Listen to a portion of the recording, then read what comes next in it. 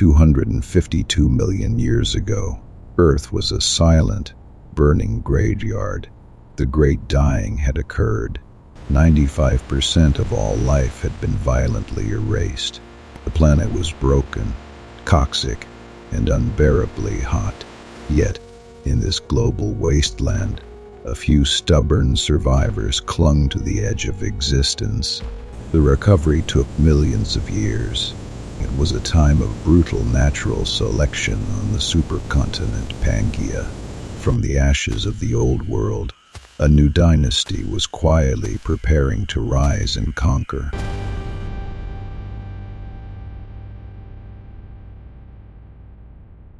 The early Triassic world was incredibly hostile. The vast interior of Pangaea was a lifeless, scorching desert. To survive, the tough, pig-like Postosuchus evolved a burrowing lifestyle to escape the deadly sun. Because of their extreme resilience, these strange creatures made up 90% of all land animals on Earth. But life eventually returned to the coastlines. Massive monsoon rains battered the edges of the supercontinent. These temporary lakes and rivers were ruled by terrifying remnants of an older age. The Mastodonsaurus was the largest amphibian to ever exist, a perfect, patient ambush predator. Any animal coming to drink from these oases risked an instant and violent death. While the amphibians ruled the water, the true masters of the land were the archosaurs. Postosuchus had the largest head proportionally of any land predator, designed to kill with a single, devastating bite. They were the grandfathers of both crocodiles and the dinosaurs. But deep in the shadows, another incredible lineage was quietly struggling to survive. Our ancestors, Dinosaurs, possessed specialized teeth, just like modern mammals, allowing them to chew food efficiently. However, they were heavy and walked with their legs sprawled out sideways, burning precious energy. To conquer the Triassic, a revolution in anatomy was desperately needed: speed and upright legs. The secret to the dinosaurs' success was in their hips. Their legs were tucked directly underneath their bodies. This upright posture supported more weight and used far less energy than the sprawling walk of their older rivals. With their hands freed from walking, early dinosaurs became highly efficient, agile hunters. Then, around 232 million years ago, the climate violently shifted again. The Carnian pluvial episode had begun. For over 2 million years, relentless, heavy global rains battered the supercontinent of Pangaea. The endless dry deserts transformed. Massive towering conifer forests and giant ferns rapidly spread across the globe. The heavy, sprawling predators struggled to navigate this dense, muddy, new jungle environment. But the upright bipedal dinosaurs easily darted through the thick vegetation. The changing world favored them. From these early survivors emerged Colossal, a slender, 10-foot-long predator built entirely for speed. Colossal featured a narrow, bird-like skull filled with sharp, backward-curving teeth designed to trap slippery prey. They were incredibly agile, able to hunt in packs to take down much larger, slower animals. As predators grew, so did the plants. Dinosaurs split into two main branches to exploit this endless food. Some dinosaurs abandoned hunting, evolving specialized, leaf-shaped teeth to grind tough plant matter. But the most nutritious leaves were high up in the towering conifer trees, out of reach for small herbivores. To reach this canopy, a new lineage evolved. Postosuchus was the first true giant of the dinosaur world. Weighing over 4 tons, it walked primarily on 2 powerful hind legs, using a long, heavy tail for perfect balance. Its elongated neck allowed it to browse high in the trees, a massive advantage over ground-dwelling rivals. Though a peaceful plant eater, Postosuchus possessed a massive, curved thumb claw on its hands to defend against predators. While dinosaurs conquered the land, the first flying reptiles, the pterosaurs, took control of the skies.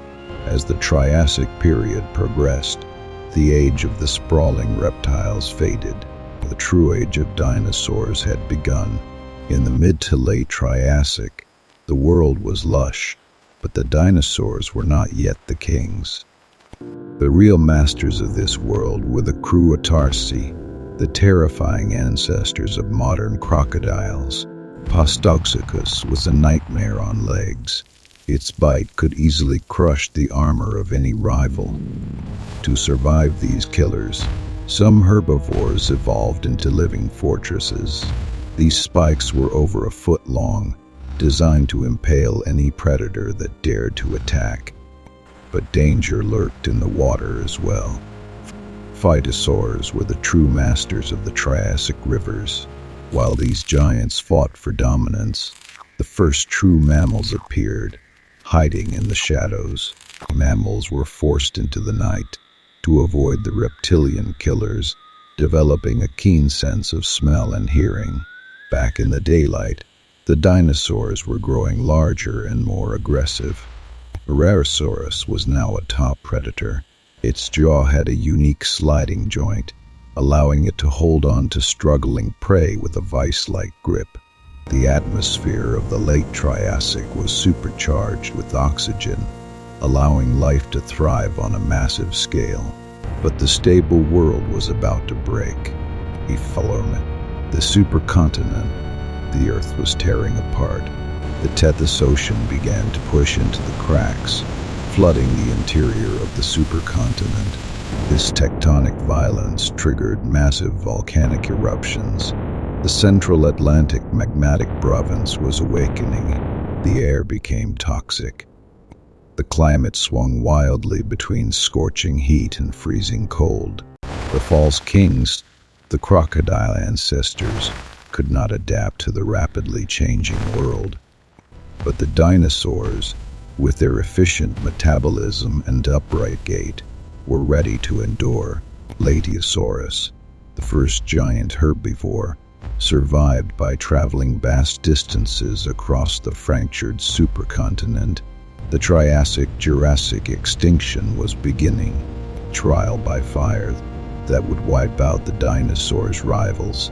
Out of this chaos, the dinosaurs would emerge, not just as survivors, but as the absolute rulers of a new world. The Central Atlantic magmatic province eruptions lasted for over 600,000 years. The world was plunged into a volcanic winter. The massive, armor-bladed archosaurs and top predators like Postosuchus could not survive the collapse of the food chain, but the small, adaptable, upright walking dinosaurs needed far less food. They survived the darkness. Eventually, eruptions ceased. The toxic clouds broke, and heavy rains returned to wash the earth clean. Sunlight triggered an explosive botanical resurrection. The Jurassic Period was dawning. The new world was wetter, cooler, and completely empty of the giant crocodile ancestors. The dinosaurs stepped into the light without competition. Predatory dinosaurs evolved into terrifying new apex killers. Enter Dilophosaurus. The twin crests on its head were too fragile for fighting. They were highly colored display structures used to attract mates and intimidate rivals. Dilophosaurus was the largest land predator the Earth had seen since the extinction, capable of taking down massive prey. To outgrow these new killers, herbivorous dinosaurs underwent a radical change. They dropped back onto all four legs. By walking on four sturdy, pillar-like legs, they could support immense weight and grow larger bellies to digest tough plants. The age of the true sauropods had begun. They would soon become the largest land animals in the history of the universe. While the giants reached for the sky, tiny, heavily armored dinosaurs took to the forest floor. Coelodosaurus was the pioneer of biological armor, paving the way for the famous Ankylosaurus millions of years later. But the dinosaurs were not just conquering the land. Reptiles were returning to the sea, completely transforming their bodies.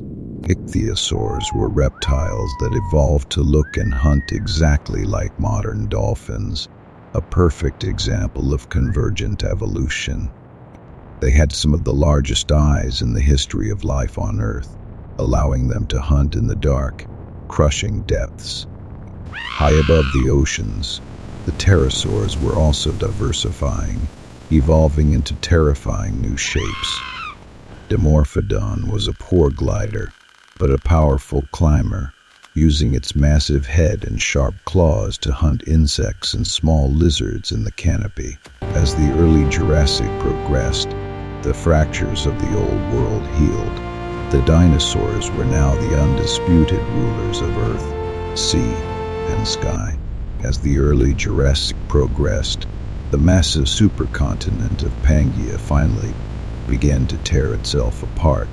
This splitting created thousands of miles of new, shallow coastlines, a paradise for marine life. Here, a new type of marine monster evolved, the plesiosaur, built perfectly for ambush. Its long neck allowed it to strike at schools of fish before its massive body was even noticed. Above the waves, pterosaurs grew larger, mastering the ocean winds to plunge for fish. Deeper inland, the climate remained a warm, humid greenhouse, the perfect incubator for giants. The sauropods were growing rapidly, evolving into walking mountains of flesh and bone. Under the shadow of these giants, our mammalian ancestors learned to stay small and invisible. Mammals would not rule the earth for another 150 million years. This was not their time. The undisputed apex predators of this lush new world were the theropods. With their grasping hands, long, powerful legs, and razor-sharp teeth, they were the ultimate killing machines.